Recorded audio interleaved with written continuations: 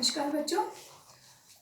We are discussing the chapter nutrition in animals. Till now we have discussed digestion in human beings. We had already discussed the types of teeth and the parts of alimentary canal and those of the glands associated with it.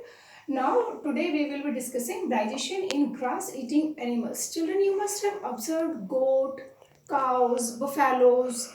What is very common with all these animals is that they graze quickly, and then when they are sitting idle and when they are standing undisturbed, they keep chewing something. You must have noticed that chewing after they had stopped grazing is known as chewing of cud, and that makes them very special animals. And those animals which chew their food after they had eaten up enough are called as ruminants.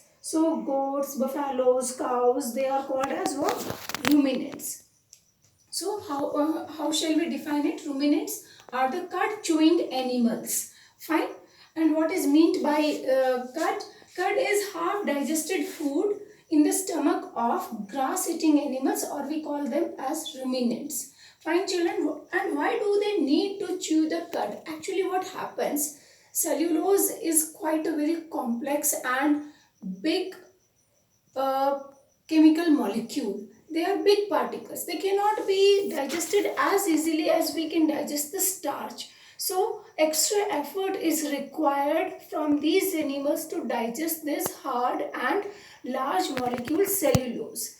That is why God has blessed them with the ability to chew the cud, and that is they have the very special part in their stomach, and where this half digested food is stored, and whenever they are finished with everything else, they take it out into their mouth and chew that cud properly, and then they eat it again. So it makes the cellulose of their food to be digested easily.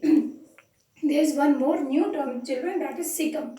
Cecum is a part of alimentary canal in grass-eating animals which stores some bacteria to digest the cellulose. Okay? So, but here cecum, you must be wondering that do we also have cecum in our alimentary canal? Yes, we also have cecum in our alimentary canal, but that has become vestigial. Vestigial means those are parts of body or those organs which are no more in use. I shall be discussing it in detail. Children, you must have seen this one particular diagram in your book. This one.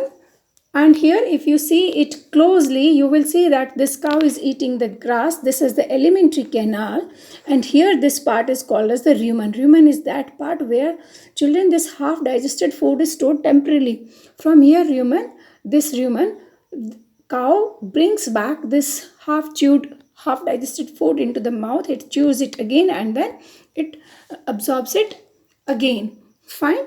And this is then follows the normal course of digestion, that is food passes through the small intestine, then large intestine, and then it is excreted through the anus. So this is what happens with the